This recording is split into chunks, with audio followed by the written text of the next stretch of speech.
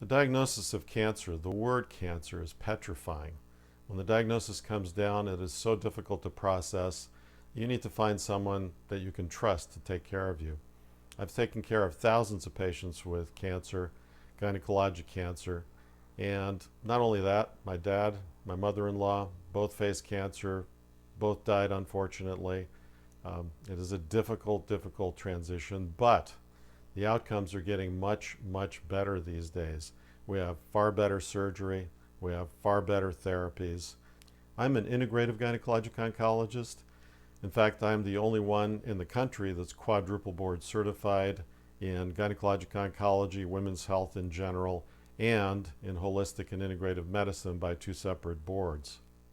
What does that mean for you? It means that I have done a lot of extra special training in order to understand and embrace Eastern thought into Western practice. So sometimes we just don't have solutions in the Western side of things to help people get through cancer. That's not to say the vitamins or diet are going to cure your cancer, but a very precise look at your lifestyle, toxin avoidance, exercise, lifestyle changes, nutrition, targeted supplements, in particular after treatment, can improve survivorship. We know that the data is building. It's very, very exciting. And not only is it just a clinical observation, we have molecular evidence for this. The things we offer include mind-body approaches, mindful movement, something called heart math, which is a biofeedback method, exercise approaches, which help you get through the journey, nutritional counseling, not just for how to maintain your body weight, but how to fight cancer also, how to supercharge your body, how to cancer-proof your body as much as possible, boosting your immune system to the extent that it's possible using nutrition and lifestyle modification, including toxin avoidance and things of this nature. We used to use large incisions, literally from the chest down to the pelvis, in order to do large cancer surgeries. But now robotic surgery has changed all that. We're able to access all of these areas through small incisions, using 3D cameras, so the visualization is even much better than if you're looking inside with your own eyes. It's magnified. And the instruments are what's called reticulated, which means that at the wrist they can move just like little hands on the inside, holding scissors and so forth. So it is a very, very precise and elegant way to do major, major cancer surgeries. We have a nurse navigator and a physician's assistant to help shepherd you through the entire process. Sometimes it's very difficult to stay on top of what appointment is next. Where do I go? What do I do? What labs I need? These are all very detailed but very, very important parts of your therapeutic process. And we help you with a team-based approach. There's something called the science of connection.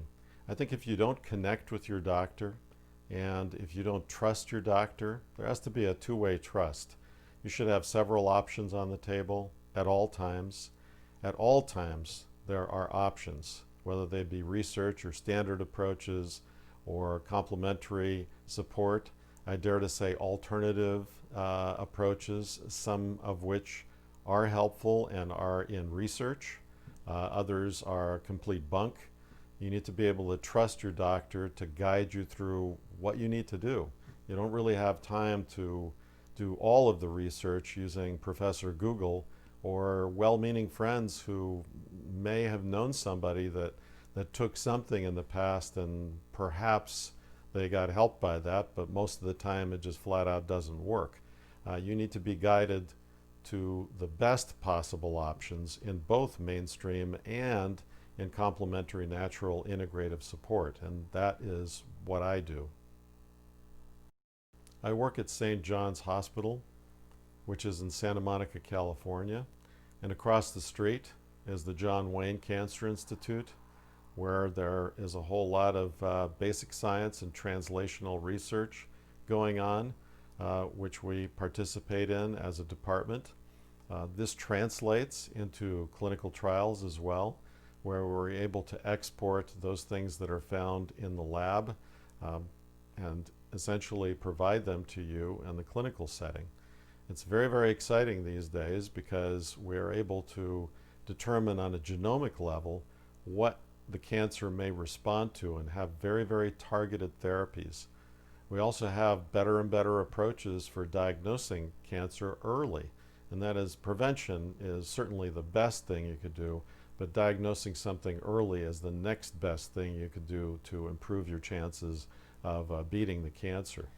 If I were to give advice to someone seeking gynecologic cancer care, I would say seek someone that you can connect with, seek someone that can give you options. In other words, if you hear one option only, one approach only, maybe large incision only as opposed to robotics as well, you probably should get a second opinion to see if perhaps there are other ways to approach the cancer treatment for your particular cancer.